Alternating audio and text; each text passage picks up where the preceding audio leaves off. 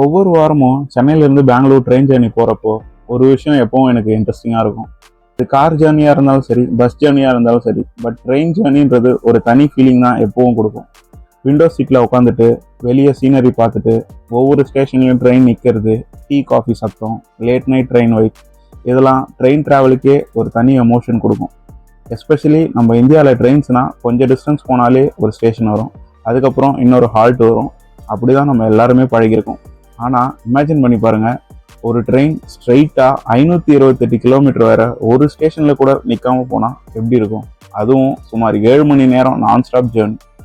இந்திய ரயில்வேல இந்த அன்பிலீவபிள் ரெக்கார்டு வச்சிருக்கும் ட்ரெயின் எது தெரியுமா? திருவனந்தபுரம் ஹஸ்ரத் நிஜாமுதீன் ராஜ்தானி எக்ஸ்பிரஸ்.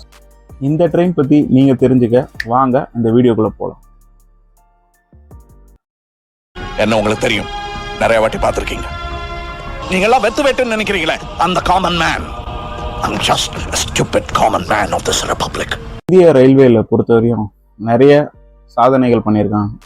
சில ட்ரெயின் வேகத்துக்காக ஃபேமஸ், சிலது லக்ஸரிக்காக ஃபேமஸ், இன்னும் சிலது இந்தியாவின் ரொம்ப தூரமான பகுதியிலையும் கனெக்ட் பண்ணுறதுக்காக ஃபேமஸ். ஆனால் ஒரு ட்ரெயின் மட்டும் வேற லெவல் ரெக்கார்டு வச்சிருக்கு. அது என்னன்னா, ஒரே தடவையில் 528 கிலோமீட்டர் வரையும் ஒரு ஸ்டேஷனில் கூட நிற்காம போகும் ட்ரெயின். அதை தான் இந்த வீடியோவில் நம்ம பார்க்க போகிறோம். திருவனந்தபுரத்துலேருந்து ஹஸ்ரத் நிஜாமுதீன் ராஜ்தானி எக்ஸ்பிரஸ் தான் இப்போ நம்ம பார்க்க போகிற ட்ரெயின். இந்த ட்ரெயின் கேரளாவின் தலைநகரமான திருவனந்தபுரத்திலிருந்து டெல்லி வர போகும் ஒரு பிரீமியமான ராஜ்தானி சர்வீஸ் ட்ரெயின். இந்த ரூட்ல ஒரு ஷாக்கிங்கான விஷயம் என்னன்னா, ராஜஸ்தான்ல இருக்கிற கோட்டாலிருந்து குஜராத்ல இருக்கிற வடோதரா வரையும் இந்த ட்ரெயின் ஸ்ட்ரெயிட்டா நான் ஸ்டாப்பா போகும். மொத்த டிஸ்டன்ஸ் சுமார் 528 கிலோமீட்டர்.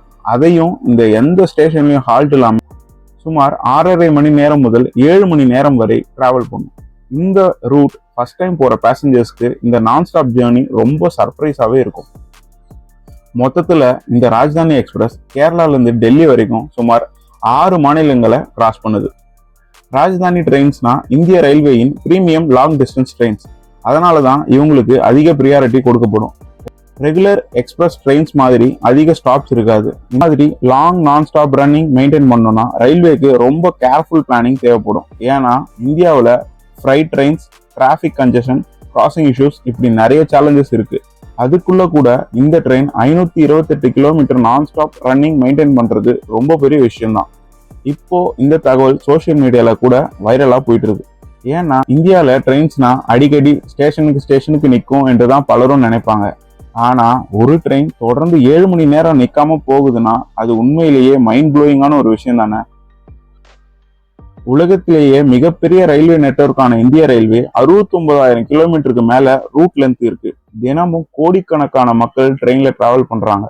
இப்போ புல்லட் ட்ரெயின், ஹை ஸ்பீட் ரயில் ப்ராஜெக்ட்ஸ் மாதிரி நிறைய பேசுறாங்க. இதுல எனக்கு சந்தோஷமான தர விஷயம் என்னன்னா, Bangalore to Chennai 1 hour 15 minutes போகிற புல்லட் ட்ரெயின்லாம் வர போகிறதா பேசிக்கிறாங்க. டெய்லியும் சென்னையிலேருந்தே பெங்களூருக்கு போயிடலாம்.